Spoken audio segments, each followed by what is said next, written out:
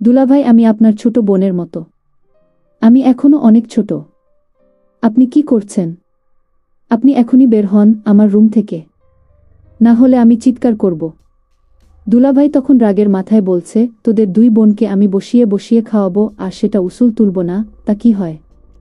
এই কথা বলে দুলাভাই আমার সাথে জোর করে। বন্ধুরা, মূল ঘটনাটি শুরু করার আগে তোমাদের কাছে ছোট্ট একটা অনুরোধ, ভিডিওতে একটি লাইক দিয়ে চ্যানেলটি সাবস্ক্রাইব করে পাশে থাকবা। তাহলে বন্ধুরা, মূল গল্পটি শুরু করি।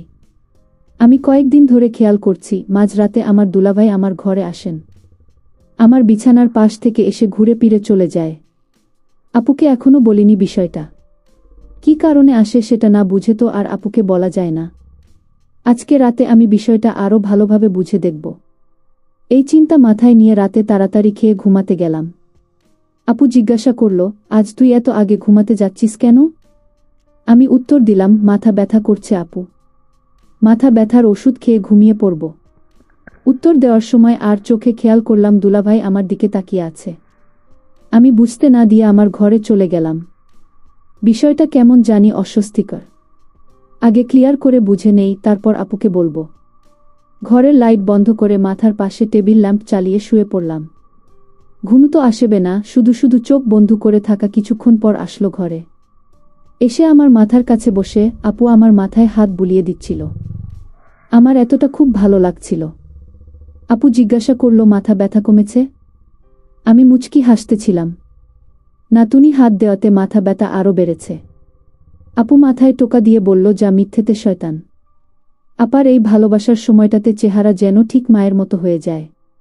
কি যে শান্তি লাগে দেখলে। আমি আপাকে জিজ্ঞাসা করলাম, আপু আমাকে খুব ভালোবাসিস তাই না? আপু হেসে উত্তর দিল, রাস্তা থেকে কুড়িয়ে পাওয়া মেয়েকে আবার কেউ ভালোবাসে নাকি? দুজনে মিলে খুব হেসে উঠলাম। তারপর আমার কাঁথাটা মেলে আমার গায়ে জড়িয়ে দিয়ে টেবিল ল্যাম্পটা ও বন্ধ করে দিয়ে আমায় ঘুমিয়ে যেতে বলল। আমিও মাথা ওনড়ে গুড নাইট জানালাম আপাকে। সব ঘরের লাইট বন্ধ করে আপা বোধ হয় শুয়ে পড়েছে। আমার একটু একটু ভয় করছে। কেমন জানি বিরক্ত লাগছে। এভাবেই রাত 1টা বেজে গিয়ে ঘড়ির কাঁটা টিকটিক করতে করতে রাত আরও গভীর হচ্ছে। আমি চোখ বন্ধ করে শুয়ে আছি। ঠিক সে সময় আমার ঘরে দুলাভাইয়ের উপস্থিতি টের পেলাম। যদিও খুব শব্দে এসেছে সে। আমি চোখ বন্ধ করে পড়ে থাকলাম বিছানায়। আস্তে আস্তে পাশে এসে দাঁড়িয়েছে। তবু আমি স্থির হয়ে আছি। এরপর দুলাভাই তার হাত দিয়ে আমার মুখের সামনে ধরে খেয়াল করতে লাগল। আমি ঘুমাচ্ছি কিনা আমি ঘুমের ভান করে থাকলাম। দুলাভাই যখন ঘরে ঢুকলো, এটা বুঝার পর আমার সারা শরীরে কাঁটা দিয়ে উঠল।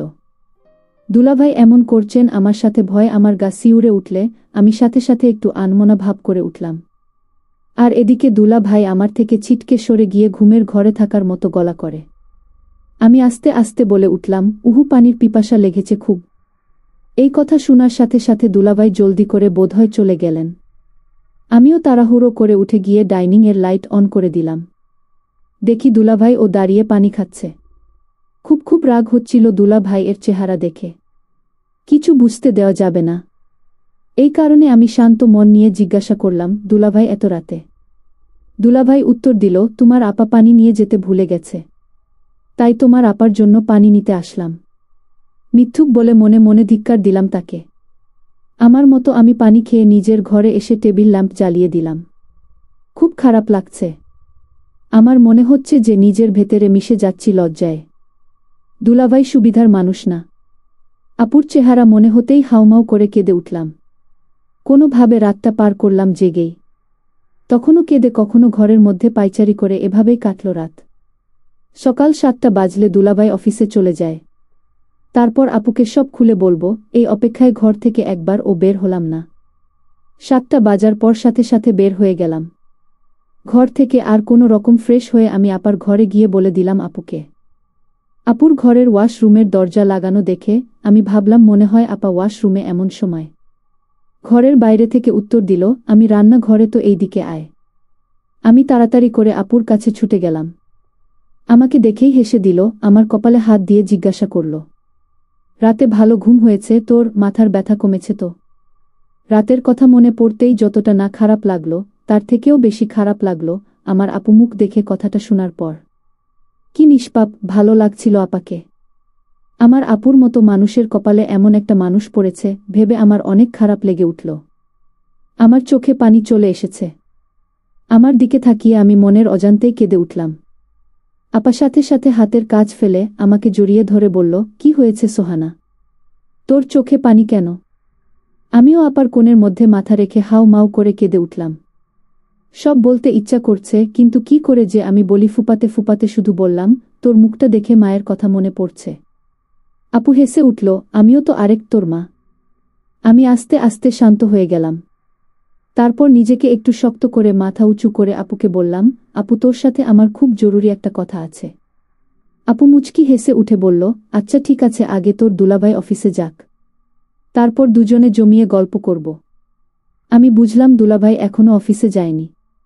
আপু বলল, না, তার নাকি রাতে ঘুম হয়নি, তাই লেট করে ঘুমোচ্ছিল এতক্ষণ। গোসলে ঢুকেছে, তার মানে আমাকে আরও একটু অপেক্ষা করতে হবে। মনে মনে ভাবলাম দুলাভাইয়ের সামনে আমি পড়তে চাই না, তাই আস্তে আস্তে আপার কাছ থেকে উঠে দাঁড়িয়ে আমি বললাম, ঠিক আছে, তাহলে আমি আমার ঘরে গেলাম। আপু বলল, ঠিক আছে, কিছু খেয়ে নে আগে, আর যাওয়ার সময় সোফার উপর থেকে মোবাইলটা নিয়ে গিয়ে চার্জে দিস। তখনই আমি তাই করতে গেলাম। আপার ঘরে গিয়ে দেখি টেবিলের উপর দুলাভাইয়ের ফোন বারবার বেজে যাচ্ছে। আমি উকি দিয়ে দেখলাম একটা নাম্বারে বারবার কল আসছে।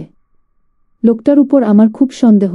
আমি ফোনটা হাতে নিতেই একটা লেখা এলো, কখন থেকে অনলাইনে বসে আছি, আসো না কেন জান। সাথে সাথে আরও একটা টেক্সট আসলো, কাল রাতে ফোন দাওনি কেন জান। তারপর আরও একটি টেক্সট আসলো, আজকে একটু সময় বেশি করে নিয়ে আসবে। লেখাগুলো যে নাম্বার থেকে কল এসেছিল, ঠিক সেই নাম্বার থেকে আমার মনের ভিতরটা ধকধক করে উঠছে। বারবার দুলাভাইয়ের ফোনে এমন মেসেজ পাঠায় কেন? কি সম্পর্ক আমার দুলাভাইয়ের সাথে? কি যে অসহ্য লাগছিল চিন্তাগুলো, মনে হচ্ছিল আকাশ যেন আমার মাথায় ভেঙে পড়ল। আপুর কথা মনে করে বারবার কান্না চলে আসছে। লোকটা আমার আপুকে কি অবলীলায় না ধোঁকা দিয়ে যাচ্ছে। দিনের পর দিন আমি ফোনটা রেখে আমার ঘরে চলে গেলাম। ছুটে বালিশে মুখ গুজে কান্না করলাম। অনেকক্ষণ কাশতে কাশতে কখন যেন ঘুমিয়ে গেলাম। দুপুরে আবার আপুর ডাকে ঘুম ভাঙল। দুলাভাই অফিসে গেছে, মনের মধ্যে খারাপ লাগা নিয়ে গোসল খাওয়া দাওয়া শেষ করলাম। একে একে আপু বোধ হয় ভুলে গেছে। আপাকে কথা বলার বিষয়টা সব কাজ শেষ করে আপুর ঘরে গিয়ে বসলাম। আপু শুয়েছিল, আমি যাওয়াতে উঠে বসল। কিভাবে কথা শুরু করি এই ভাবতে ভাবতে আমি হুট করে বলা শুরু করলাম, একটা সত্যি কথা বলি আপু, দুলাভাই তোকে কেমন ভালোবাসে। যেমন ভালোবাসার তেমন ভালোবাসে। হেসে উঠে বল, কেন রে? হঠাৎ কোনো এই প্রশ্ন। কিছুক্ষণ চুপ করে, আচ্ছা আপু তুই দুলাভাইকে কতটা বিশ্বাস করিস? এমনি চুপ করে গেলাম। তারপর আর কোনো কিছু না ভেবে আমি সরাসরি আপাকে বলতে লাগলাম, আমার মনে হয় দুলাভাই তোকে ঠকাচ্ছে। আজ সকালে আমি দুলাভাইয়ের ফোনে একটা নম্বর থেকে একটার পর একটা প্রেমের মেসেজ দিচ্ছে, দেখেছ? অনেকগুলো কল আসতে দেখেছি। আমি ঘুমের ঘরে ভয় পাই বলে রাতে দরজার ছিটকিনি না দিয়ে ঘুমাতে যাই। দুলাভাই কয়েক রাত আমার ঘরে এসেছে, এমনকি কালকেও। ঠিক যেন এক শ্বাসে বললাম। আমার চোখ মুখ যেন লাল হয়ে গিয়েছে, সাথে কান্নার পানি। আপুর দিকে তাকাতে সাহস পাচ্ছি না। অনেক কষ্টে মুখ উঁচু করলাম। আপুর চোখ আগুনের মতো লাল হয়ে আছে, সাথে পানি শ্বাস নেওয়ার মতো যে নড়ছে না। আমি আপুকে আপু বলে ডাকতেই আমার বাম গাল বরাবর একটা চড় লাগিয়ে দিল। আমি আপু বলে কাঁদছি। আপু কোনো উত্তর দিতে পারল না। এক সময় আপু জুড়ে একটা শ্বাস নিয়ে কেমন জানি আচ্ছা করে জোর কণ্ঠে বলে উঠল, মামা, বলে আবার চোখ বন্ধ করে ফেলল। আমার বুক ছিঁড়ে বের হলো সেই ডাক। লোকটা ছুটে এসে আবার হাত পা মালিশ করা শুরু করল। আমার নাম ধরে ডেকে তার কণ্ঠ কেমন জানি। আমার আপু চোখ খুলতে পারছে না। আপু অজ্ঞান হয়ে গেল। আমার চারপাশ কালো হয়ে এলো। আমার হাত পা অবশ হয়ে যাচ্ছে। ছোটবেলা থেকে মা মারা গিয়েছিল। আমাকে আপু তার হৃদয় আলগা করে রেখেছিল। কিন্তু আমার আপার যদি কিছু হয়, আমি কাকে নিয়ে বেঁচে থাকব? আমার শরীরের সমস্ত শক্তি পুড়িয়ে আসছিল। মনে মনে একটা কথাই বলেছিলাম, হুঁশ থাকা পর্যন্ত, আল্লাহ আমার আপাকে সুস্থ করে দাও, আর যদি তাকে কেড়ে নিতে চাও তাহলে আমাকে সাথে নিয়ে যাও।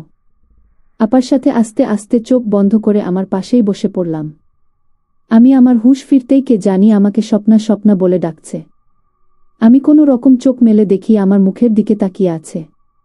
পাশে শুয়ে হালকা হাসি মুখে তাকিয়ে আছে আপু। আমি খুশিতে চিৎকার করে উঠে আমাকে জড়িয়ে ধরে আপা বলল, তুই ঠিক আছিস তো? দুই বোন খেয়াল করলাম কেন বলছে এবার তোমাকে ছাড়া আমি তাকে আরেকটু দেখব। আমি ফিরে তাকিয়ে দেখি ডাক্তার আমাকে বলছে কথাগুলো, তার পাশে ওই লোকটা দাঁড়িয়ে আছে।